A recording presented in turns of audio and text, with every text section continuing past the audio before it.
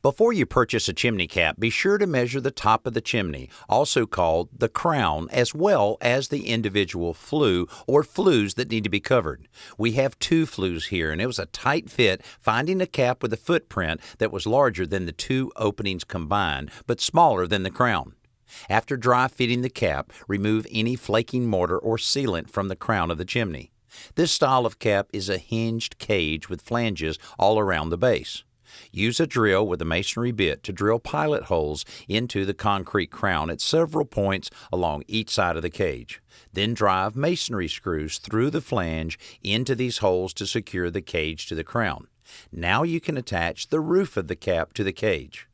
In this case, there are 4 screws that secure the top in place. Because this crown is in such bad shape, we're mixing up some mortar to fill in all of the cracks. Use a trowel to spread the mortar over the surface, including the flange of the chimney cap. Sculpt the mortar so that it slopes down from the center of the crown in all directions.